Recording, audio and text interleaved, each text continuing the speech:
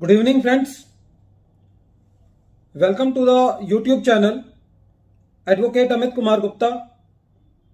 अपने income tax के cases की सीरीज में आज जो केस हम लोग डिस्कस करेंगे उस केस का नाम है Dinesh Wazirani versus principal commissioner of income tax. Friends, इस केस को जो डिस्कस करने का मेन लॉजिक है वो ये है कि इस तरीके के केस बहुत एक्सेप्शनल केसेस में देखने को मिलते हैं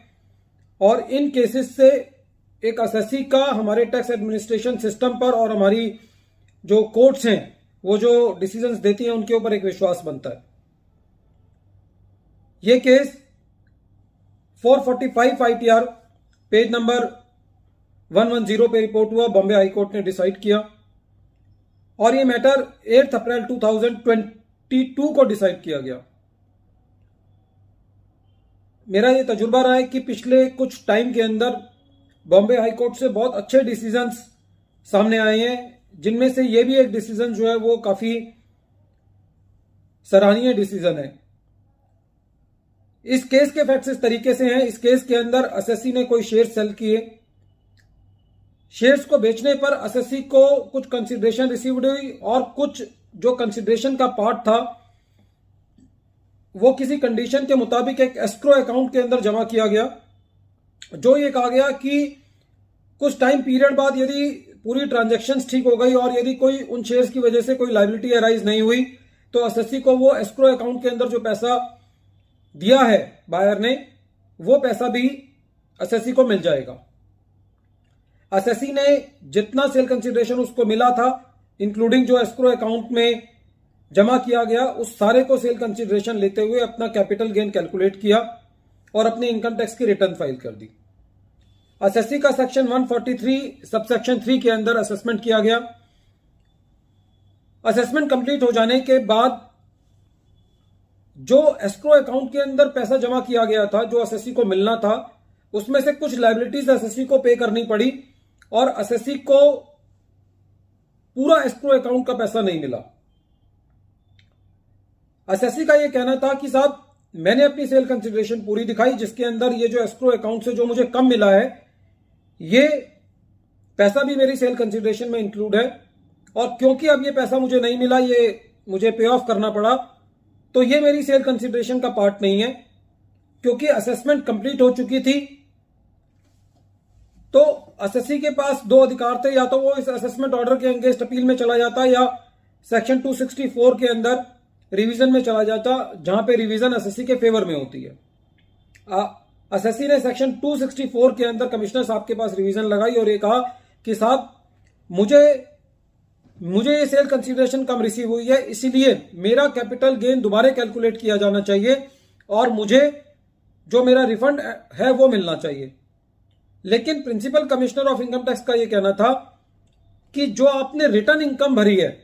अब ये सेल कंसीडरेशन जो आप कह रहे हो कि मुझे नहीं मिली, इससे आपकी रिटर्न इनकम भी कम हो जाती है, तो आपको रिटर्न इनकम से कम अपनी इनकम दिखाने का अधिकार सेक्शन 264 में नहीं है और ये मेरे दायरे में नहीं आता, इसलिए मैं आपको आपके जो रिवीजन है उसको एक्सेप्ट नहीं कर सकता। एसएससी का ये कहना था साहब रियल इनकम थ्योरी है, जितनी मेरी इनकम हुई उसी पे मुझे टैक्स लगना चाहिए, क्योंकि ये कंसीडरेशन मुझे मिली ही नहीं तो ये मेरी कंसीडरेशन का पार्ट ही नहीं है, इसीलिए मुझे ये रिफंड मिलना चाहिए और मेरी इनकम को दोबारा कैलकुलेट किया जाना चाहिए। बहरहाल जब 264 के अंदर कमिश्नर साहब से एसएससी को रिलीफ नहीं मिला तो एसएससी जो है वो हाईकोर्ट में रिट के अंदर गया और कोर्ट ने ये कहा कि यदि हम सेक्शन 48 को देखें तो 48 ये कहता है कि सेल कंसीडरेशन में से आपको जो ट्रांसफर के एक्सपेंसेस हैं वो माइनस करने हैं। तो डिपार्टमेंट का ये कहना था, कमिश्नर साहब का ये कहना था कि ये ट्रांसफर के एक्सपेंसेस तो है नहीं, लेकिन एसएससी का ये कहना था कि ये ट्रांसफर के एक्सपेंसेस नहीं है, लेकिन जितना अमाउंट कम मिला है वो मेरी सेल कंसीडरेशन ही नहीं है, तो मेरी सेल कंसीडरेशन को जितना अमाउंट मुझे कम रिसीव हुआ है उसको माइनस करके देखा जाना चाहिए। और कोर्ट जो है वो इस बात से इंप्रेस हुई और एसएससी के हक में फैसला दिया। इसमें डिपार्टमेंट की एक और दलील थी। डिपार्टमेंट सेक्शन 240 का कोई जिक्र कर रहा था जिसके अंदर यह कहा गया है कि refund in cases of appeal. तो कोर्ट ने कहा कि कोर्ट जो है वो डिपार्टमेंट के सेक्शन 240 की जो दलील है उससे भी इंप्रेस नहीं है और एसएससी को रिफंड मिलना चाहिए और प्रिंसिपल सीआईटी को ये निर्देश दिए कि आप इस रिवीजन की एप्लीकेशन को देखें और आप एओ को ये दिशा निर्देश दें कि आप